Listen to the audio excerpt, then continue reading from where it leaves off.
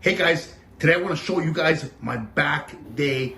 I technically did back and triceps, but I'm going to mainly show you some clips of what I did for back. So I start off back with dumbbell pullovers to really open up the lats, open up the scapula, really contract and turn on the serratus, the abdominals, lots of different things. But the first exercise I'm going to show you guys is a single handle dumbbell or single handle cable pull down with an underhand grip. The reason why I like to do this is I like to start off working the back with shortening the lat as maximally as possible. If you notice, what I'm trying to do here is drive that elbow forward and down. I'm pulling down towards my abdominals, not even towards my chin. So I lean back slightly, I keep that elbow forward, and as I'm coming up, I'm thinking of driving the elbow forward as much as possible and contracting, holding that hard contraction on the lower lat, and then coming up slowly and opening it up. I do like a little bit of opening up the scapula at the top to get that nice stretch while still keeping tension on the lats. But if you notice, as soon as I start pulling down, I try to get that elbow to come inside the body, inside the midline of the body, and down. That's the left side. Then I match the amount of reps that I do on the right side.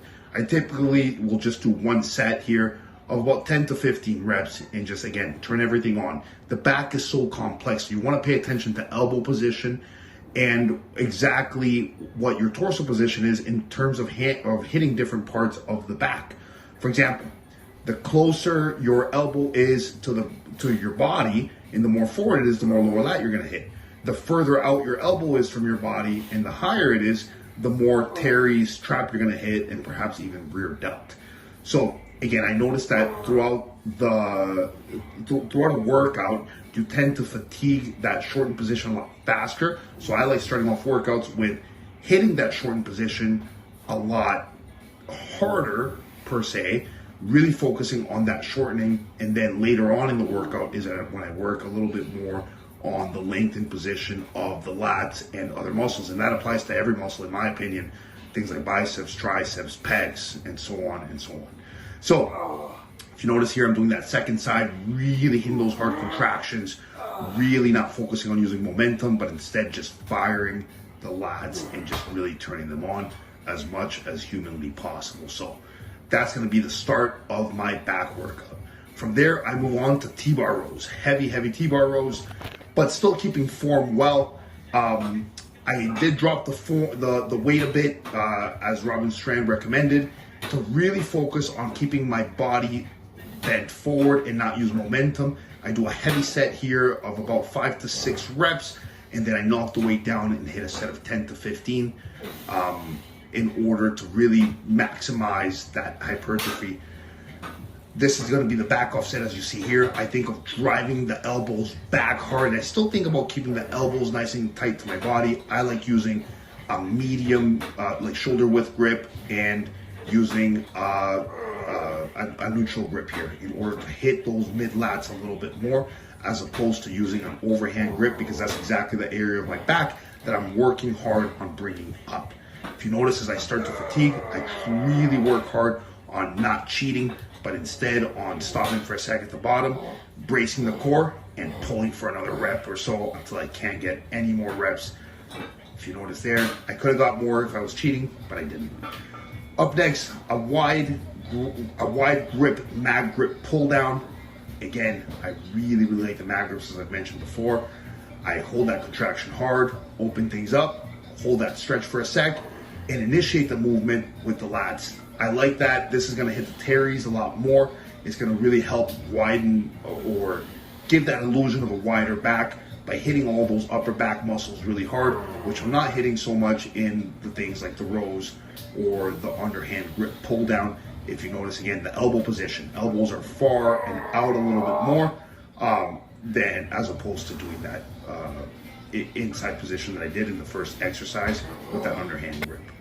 Up next, my stiff leg deadlifts. I'm a huge fan of stiff leg deadlifts. So the goal, as I mentioned before, is minimize leg drive. If you notice, I'm keeping the hips nice and high, trying to stop every rep at the bottom and keep all the tension on the back. The more bent over that I am, the more I want that movement to really, really fry my back, fry my erectors, fry my mid back, fry my lats. I do a heavy set here. I believe that was 420, about 5 to 7 reps or so. And then I do a back off set up next of about 10 to 15 reps. I forget exactly how many I got. But again, the main thing is going to be keep the core tight, keep the hips nice and high. And as much as I keep the legs nice and stable, I don't think about pushing the ground away with the legs. I instead think of keeping those legs nice and stiff, hence the name stiff leg deadlift. It'll prevent you from using as much weight, but the load is going to be placed maximally on the back, the lower back, and the glutes and hips. This is going to be a risky movement, so be very careful if you are choosing to do this movement. This is a movement that only an experienced lifter should do, in my opinion.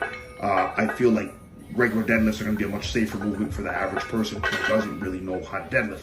But once you've achieved some big deadlift numbers, I do think that if your goal is maximum hypertrophy, going to a Romanian deadlift or a stiff leg deadlift is going to maximize hypertrophy, and it's going to help you prevent you from overdoing the weights themselves, and it's going to help prevent risk of injury in the long term.